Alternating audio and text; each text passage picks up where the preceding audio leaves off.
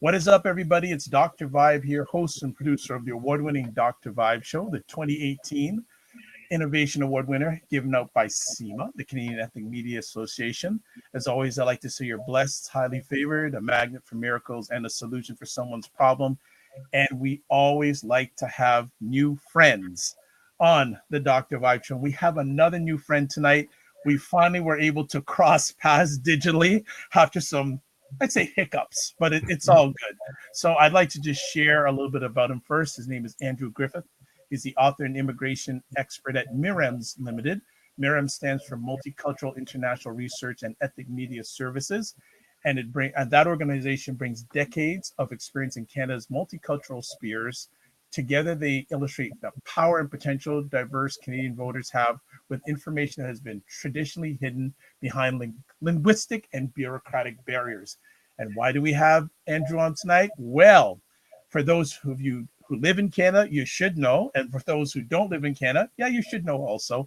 On October 21st, there is another federal election coming up in Canada, a national election. And Canada is known as a mosaic, and about 22 to 23% of Canadians are known as minorities or identify themselves as minorities. And Andrew is part of an organization called Diversity Votes, and their purpose is to fill the gaps in understanding between Canada's diverse communities, the media they listen to, read, and watch, and how they can affect and how they will cast their ballot in the upcoming federal election. So we'd like to say thank you so much and welcome for the first time and hopefully not the last time, Mr. Arthur Griffith. How are you, sir? Very good. Thanks very much for the invite. My pleasure. So your time is always limited because I know you're always on the go and you're a demographic and numbers guy. So I'm going to keep it tight as much as possible. Just a little background of yourself. How did you get into this journey of studying ethnicity, diversity in Canada?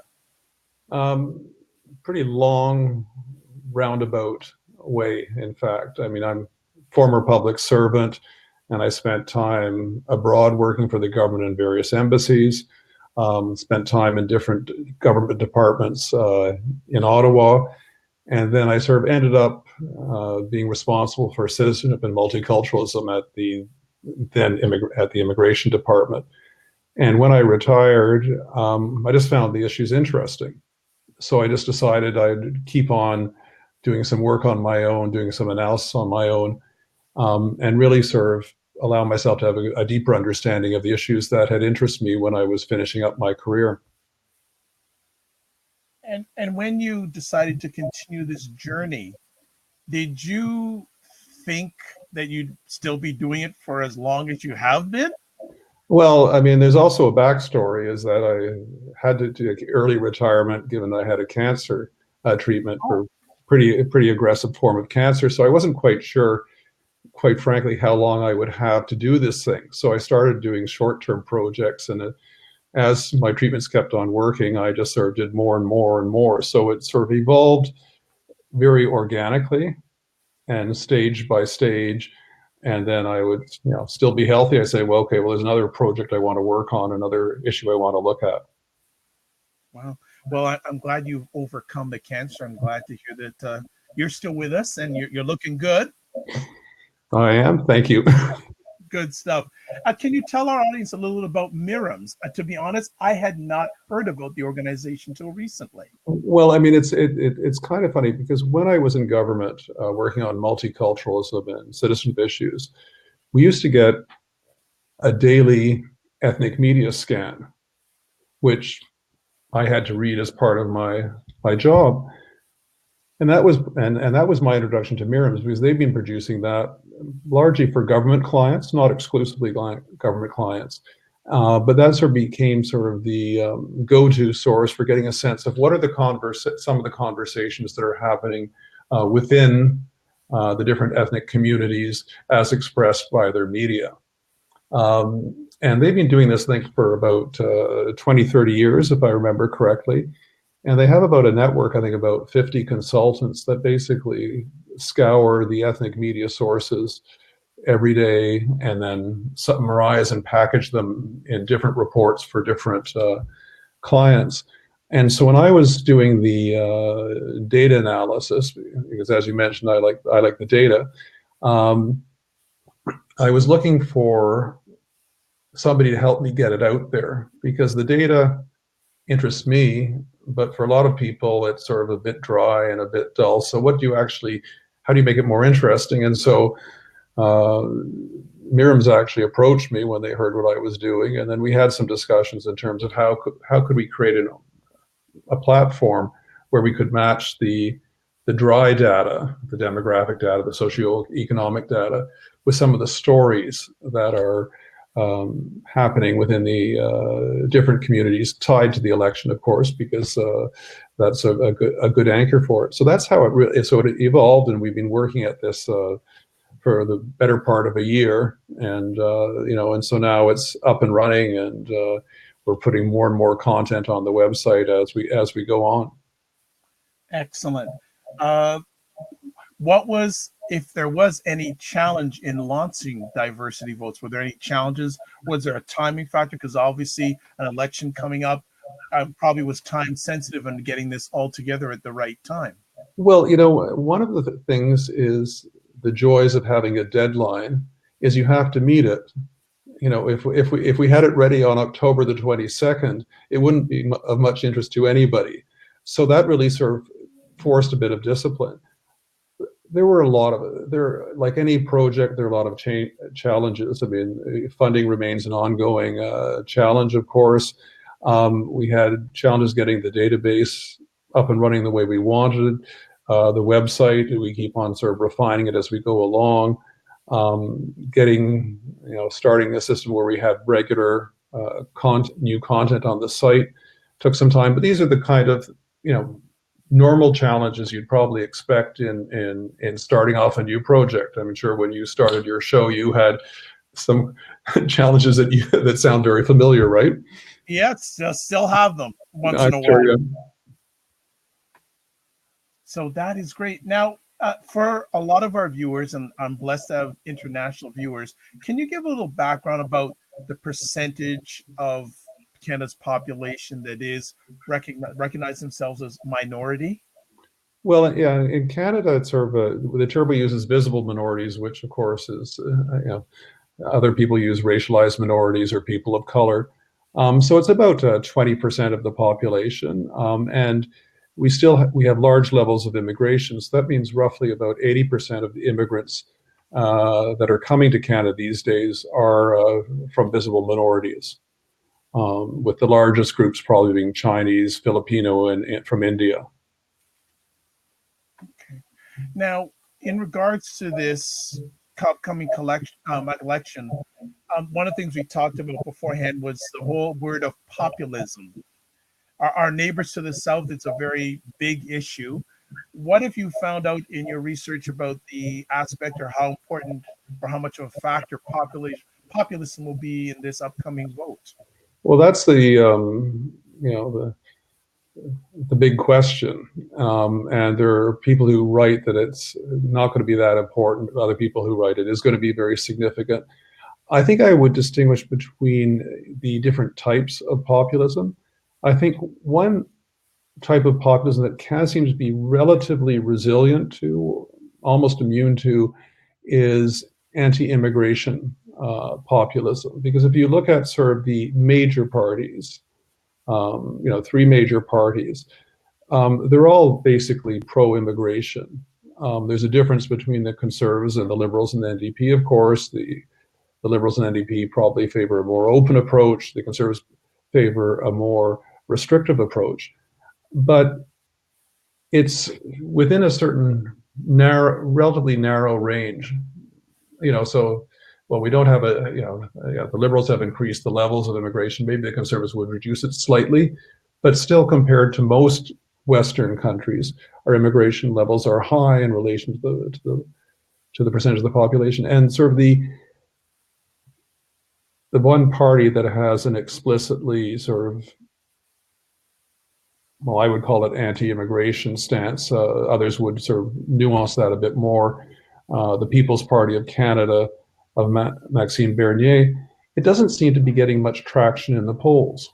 Like it's about 2 to 3%, I think, at the last one. I mean, that could change, but the people who are likely to vote for PPC are probably coming from the same people who were more likely to vote conservative, because there's more concerns about immigration levels among conservatives. So it's hard to see that there's a real groundswell of that kind of anti-immigration populism. Now, of course, there's always the possibility that there's a whole bunch of voters out there that traditionally haven't voted and it attracts it, but we haven't seen much traction to date. The other thing I would say is when we look at sort of recent examples of populism at the provincial level, so we take Doug Ford in Ontario, very clearly economic populism and other forms of maybe social populism, but he's not into anti-immigrant. There's no sort of real anti-immigration messages coming out of them. There are fights with the feds in terms of who pays for what, but that's normal Fed-Prov relations. And the other example, of course, is Jason Kenney in Alberta. And again, I think economically you could classify him as a populist. But I mean, he's the mastermind between all the outreach the Conservative Party did with the various minority groups, and has very close contacts with all the key players in the minority groups. And so he's not anti-immigration. So I don't really see that as a major issue, because between the Conservatives and the Liberals, there are differences, there are significant differences, but it's not like shut it down versus open the floodgates. It's more within a certain range. And Quebec, of course, is it's a completely different situation, but we can talk about that later. But I think overall, that's how I see it.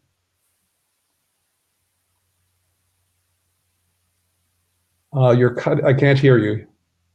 Sorry, you were so great just to share some information with me before we went live. And one of the things that stuck out in my mind was federal election has 338 total writings, 41 visible majority minority, 93 20 to 50% visible majority minority. That blew my mind. I knew our country was diverse, but not that diverse. Yeah, and we think about it, there's the big cities, but when you're getting to those kind of numbers, you're actually hitting smaller cities.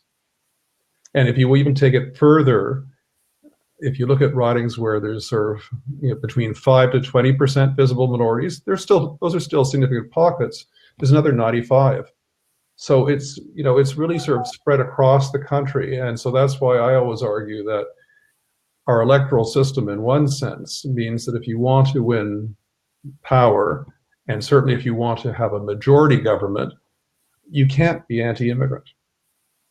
You can be critical of some immigration policies. You can be maybe anti-refugee, but you can't be anti the middle class, visible minorities living in Brampton or Mississauga or elsewhere. Right, but isn't that being a very fine tightrope? Because you can be against the policy, but some people say, well, if you're against the policy, that means you're against the people that the policy affects. Well, I mean, I think it's very easy sometimes to conflate the two. Right. And sometimes it's because, well, sometimes there are some people where they may make the arguments based on the specific policies where it's really driven by more baser motives for the sake of argument. In other cases, it may be that how the concerns are expressed may give the impression that it's more xenophobia than substantive reasons. And in other cases, it may just be that that there are some legitimate concerns. And I'll use the example that sometimes I use is so what is the level? How many immigrants should we admit per year in Canada? So the current government, has a multi-year plan, which is a good idea, and they keep on ratcheting up every year. And I think it's 320,000 for this year, something like that. Well, you can have an intelligent discussion whether that's the right number, or whether the old number of around 280,000 is a more appropriate number without being necessarily anti-immigrant or xenophobic, because you can sort of say, well, it's the absorptive capacity, ability to integrate people, it's the infrastructure needs of the increased population, it's the impact on housing prices. So you can have those discussions. So I think whenever, and I have to, watch myself on this, is being too quick to label a concern as racism, xenophobia, or anti-immigrant feeling, and really try and understand what's going on underneath. Right. In some cases, it may well be, but I don't, I think, well, let me phrase it another way, if I may. Sure. So Keith Manting is one of the leading theorists of multiculturalism and integration in Canada. And he divides the Canadian population into thirds, and it's a simplification, but it works. So you have 1/3 who are pro-immigration, 1/3 who have concerns about immigration, and there's the mushy middle. Most Canadians who say, "Oh yeah, sounds about right," blah blah blah. And so the question is then, if you're having a discussion on immigration policy levels or whatever, do you just go for the people in the middle if you're trying to advocate for more immigration, which is sort of one argument, because you've got 1/3 you've got on your side, so you aim for the people in the middle. I've often been a bit reticent for that approach, because if I look at the 1/3 who have concerns, I'm saying there's a range of people who have concerns. And the range includes the people who are xenophobic, but it also includes people who just may have some practical concerns, or they're worried about one issue or another. And I think you shouldn't just limit yourself to the people in the mushy middle, but you should actually try and expand that mushy middle a bit for that kind of discussion, and sort of realize there are going to be extremists on the right, extremists on the left, but try and expand that center to the maximum possible. Excellent. One of the things in the information you shared with me that I found interesting again was, unlike our neighbors to the south in the United States, ethnic groups seem to stay with their voting patterns in national elections and even state elections, and maybe local elections through and through. But your information that you've been sharing with me and with others is that ethnicities go with the flow. They can't be defined as sticking to certain parties election after election. Can you give some more insight on that? Sure. I think the easiest example to use is probably Ontario, and given you're based in Toronto, you could appreciate this. There you go. So traditionally, immigrant voters and visible minority voters were considered to be liberals. And for many years, in fact, that was largely the case. Then under Harper and Jason Kenney, they realized that actually if they're going to win a majority and win more seats, they have to attract the immigrant voter, the visible minority voter. And so they were successful. And so in 2011, when they won their majority, they won the vast majority of seats ridings where visible minorities were actually in the majority. But then 4 years later, the Liberals won back virtually all those seats. And then in 2018, in the provincial election, you have Doug Ford winning most of those seats which were Liberal provincially to the Conservative back. So there's that fluidity, which I think actually is really good from the point of view of Canadian political integration and the integration of visible minorities and immigrants, because it means that they're not locked down. Now, there are some overall trends. I mean, generally, if you look at sort of immigrants who have been here for a longer term tend to vote more conservative than more recent immigrants. And that may just be an age factor, because we know the overall demographics, the older you get, the greater the tendency to vote conservative. And and some groups seem to have more of a tendency for one party or another. So, typically Chinese Canadians tend to have a greater leaning towards the Conservatives, not uniform, not everybody by no stretch. And Canadian Sikhs tend to be more liberal or NDP. But within each group, it's not monolithic. Not every Chinese Canadian will vote, obviously, for the Conservatives, because we have examples of ridings where there are a large number of Chinese Canadians and the Liberals were elected. So that's the kind of thing that is interesting. So it isn't locked down, as you said in your introduction. It's fairly fluid. And I think the other thing, when I sort of look at some of the work by political scientists who do much more in-depth work than I ever could do, the overall trend of the campaign applies to everybody. Mm-hmm. So if the move in 2011 was towards a conservative majority government, immigrants and visible minorities were part of that movement. And in 2015, when the reverse happened to the Liberals, it was sort of that overall election trend was affected everybody, not just, so the difference between how the non-visible minorities were affected by the overall trend and visible minorities wasn't all that great. Okay. With the work that Diversity Votes has done so far, what is the ethnic media talking about in regards to this election? I know it's still somewhat early, but are you getting some sort of sense of what sort of content is being put out there? What are they covering?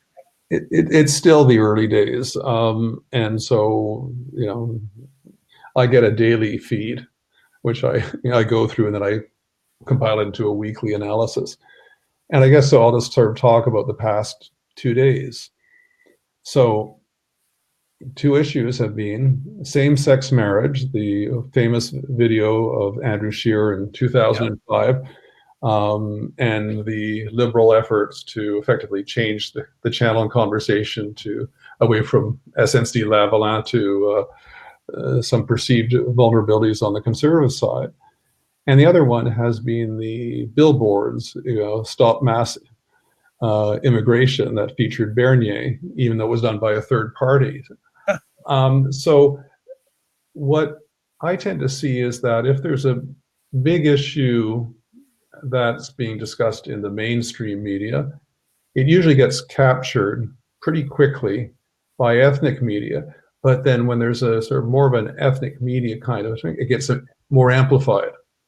So I'm seeing, when I look at the amount of articles that I'm seeing on same-sex marriage, I'm saying, ooh, that seems a lot, compared to what I'm seeing in the mainstream media. And same with the billboards, because it's just they pick it up because it has a resonance. Right.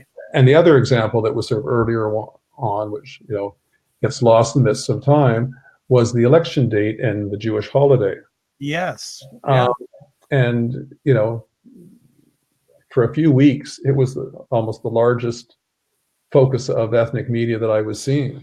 More so than it got more coverage in one sense in the ethnic media relative to other stories than what I was seeing in the mainstream media. Nice. In your years of research, are there particular core issues that are of importance to the ethnic vote, or is that fluid, or with different ethnicities there are different core issues? Well, I think there's some issues that are just issues of interest to all Canadians, whatever their origin, no matter how long they've been here. So, the economy is always an issue, housing prices are an issue, healthcare is an issue. Where you tend to have more specific issues, obviously, is with relation to anything touching with immigration, because that affects people. Family reunification, for example, is always a hot spot. But other immigration issues are common, like refugees who cross the border, the asylum seekers. that's not necessarily an issue just for immigrants, because it comes down in the perception it's the management of the immigration system. It's, are people perceived to be playing by the rules, coming through the appropriate channels? And that's something that probably doesn't have too much division of opinion between immigrants and visible minorities and non-immigrants, because it's sort of one of those integrity issues. Whereas family reunification, because people want to bring their relatives over and everything like that, it's a more personal one and may have more resonance among the different communities. And I had the sense in the 2015 election that the Liberal commitment to ease family reunification had a certain degree of resonance in those 905 ridings with large number of immigrants and visible minorities. So I think there's the general bread and butter issues, for lack of a better, apply to everybody.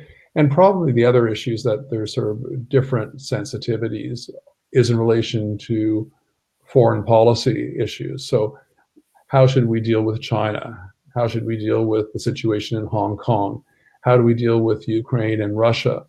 Right. Venezuela, whatever, because there are communities, it becomes very important for the government to sort of have to understanding where the communities are coming from, and how does it actually make a decision that either the communities will be happy with or won't be happy with, either way. Nice. Early on in our conversation, you mentioned the province of Quebec. Yeah. And some things that are going on there in regards to dress code. Yeah. And how much of an impact do you think that could be federally in the upcoming election? Do you think the federal parties will address that issue? I think all three of them, are basically saying the minimum possible, expressing their opposition, sort of saying it's not appropriate and everything like that, but not making it a high profile issue, because the NDP is trying to salvage whatever seats it has in Quebec. The Conservatives are trying to gain some seats. The Liberals are also trying to gain some seats. And so I think they're being very coy, rather than sort of making a big issue of it. And I'm not comfortable with that approach, but I can understand the rationale when the election is 2 months away, and that how you do in Quebec could determine whether you get a majority or not. Right. And we're making an assumption here that everyone that's watching this live on the replay will understand. So would you be able to give a little bit of background of the Quebec dress code issue? Okay, well, sure.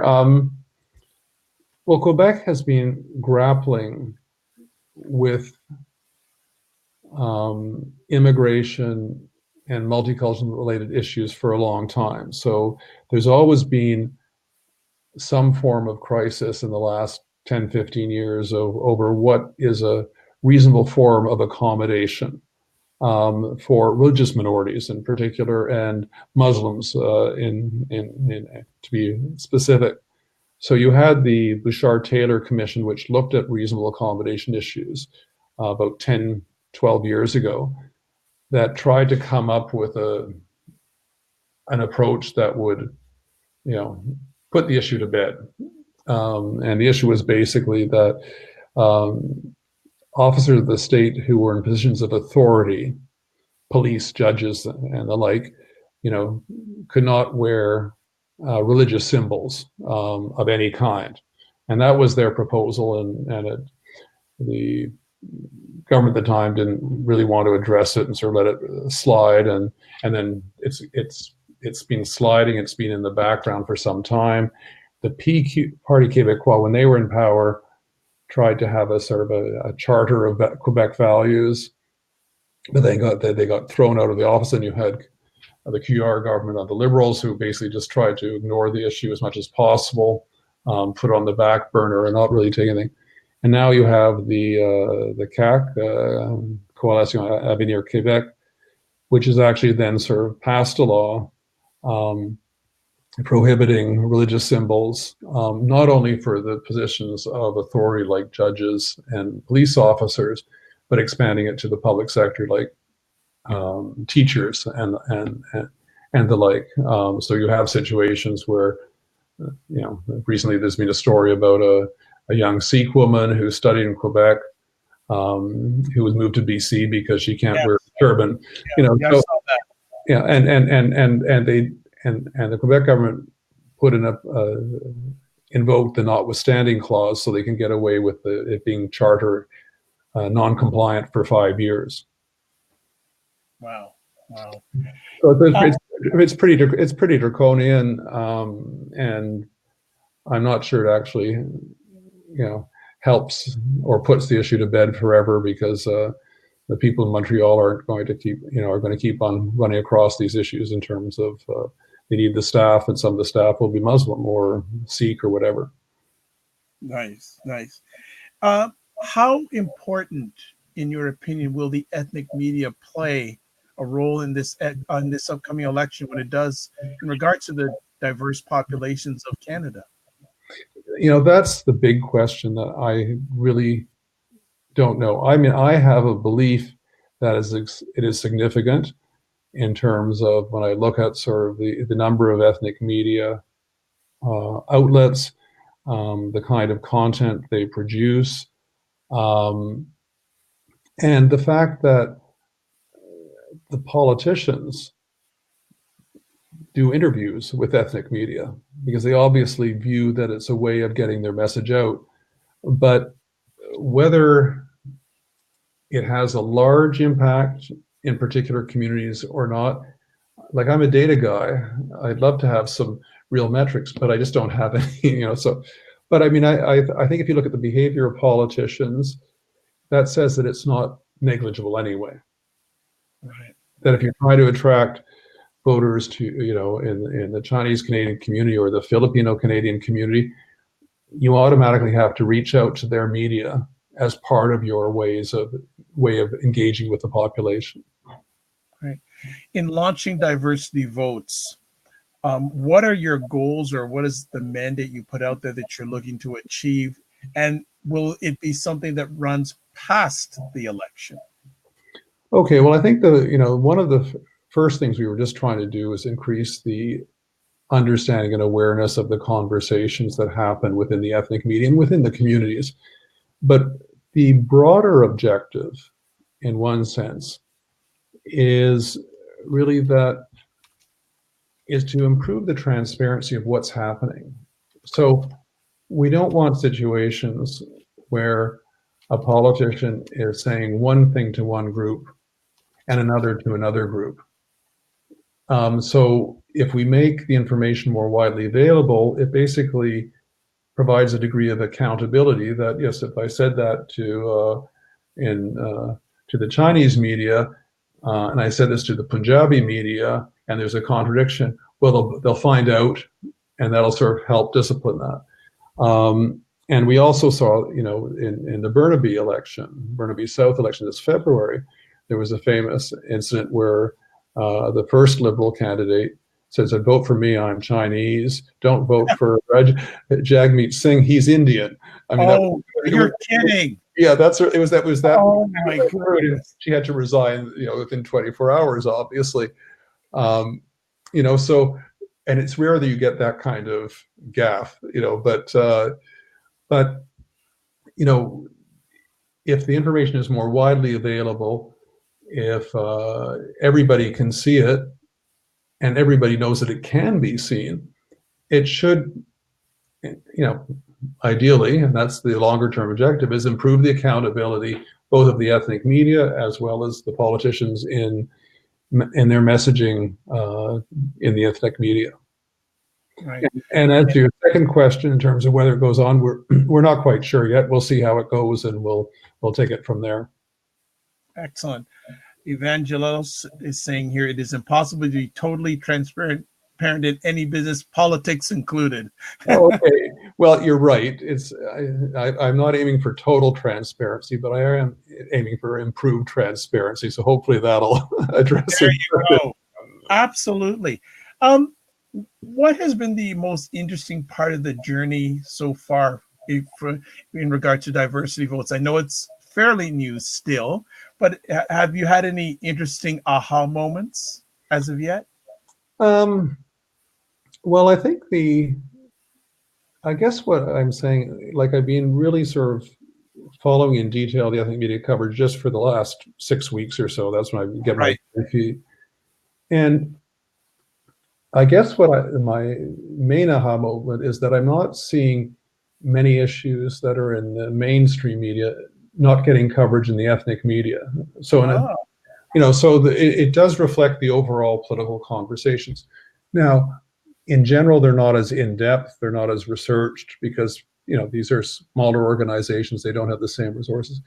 The other thing that I'm trying to think about and look for, and this is the harder one, is what's missing, and in the sense of what isn't being covered, right. and so or is being less covered. And the one that I seem to be seeing, and it's still early days, is sort of the situation in Hong Kong and the tension between Yeah. Chinese Canadians from the mainland versus Hong Kong seems to be undercovered in relation to what I'm seeing in the mainstream media. And I may not be seeing everything, so it may be an oversimplification, but those are the kind of things that it's easy to see what's in. And I always try and read a lot of the mainstream media to sort of keep in mind, okay, what isn't there? Okay. Have you seen any coverage of it in the Chinese media? There's been some coverage of it in relation to sort of the challenge of for the government, but it's more, and again, I'm getting a feed that's more election related, so there may be some Right. stories that are there. So there's been some coverage, but compared to the degree of coverage that I'm seeing in the mainstream media, it's much less. Why do you feel that there should be more coverage of it? Well, there Because there are, some ethnic media will say, okay, so for example, let's take an African Canadian yeah. media. What do you do? Is there a need? Do you feel they should be covering it? Or is it ethnic based content more say than? But I agree with you. I think it's something that all Canadians should be paying attention to. Well, I think it would be interesting to see more coverage of China Hong Kong issues in Canadian Chinese media, Yeah. because it's clearly a very divisive issue between the two groups. We're having protests here. There are there do seem to be some signs that the Chinese government is sort of playing some form of role with some of the groups. So that's one that I think is, and it may just be that it's just too sensitive issue for the community, and it may also reflect some of the influence of the Chinese government in some of those discussions. It's hard to say, but there certainly are articles in mainstream media that are highlighting Chinese intervention or efforts to steer the conversation one way or rather than another. Right. Another conversation point I want to bring up. We had talked about earlier on in Canada how the ethnic groups don't stay attached to any political party. What has your research shown in regards to how much they show up at the ballot box?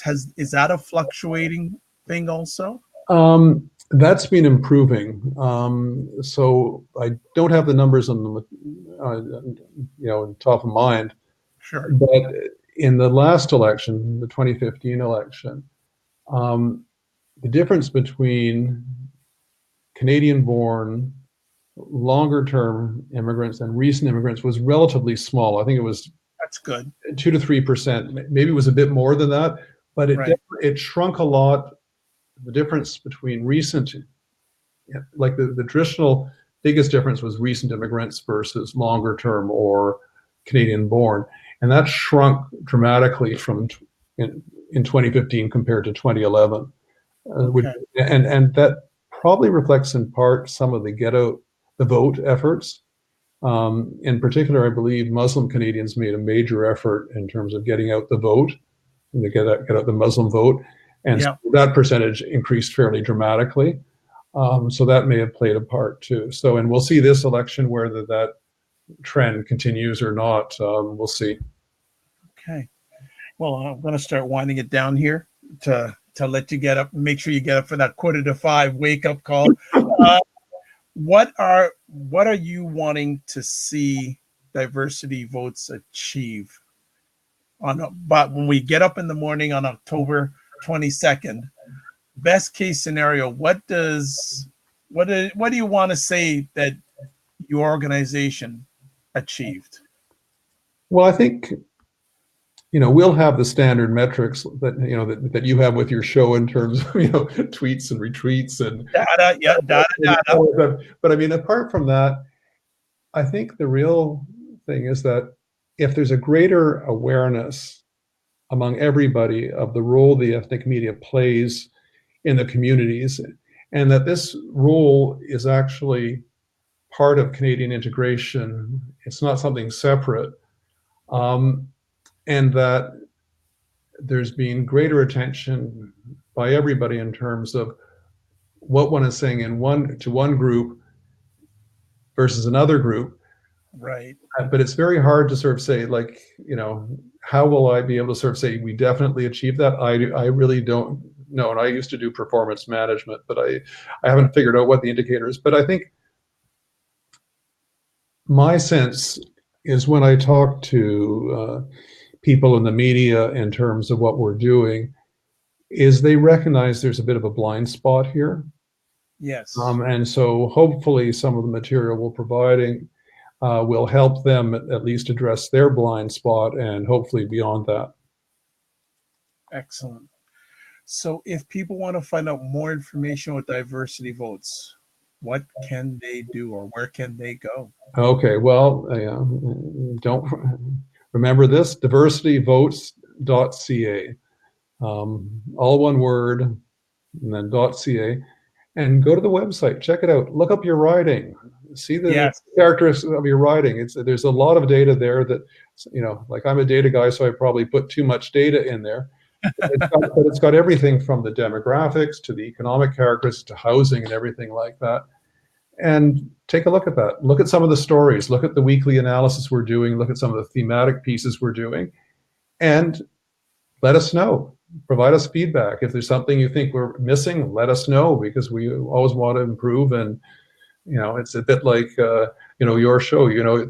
We need the feedback to make it better. Absolutely. And of course, if you've got some money in your pocket to spare, we'll always take a donation to help us do more stories.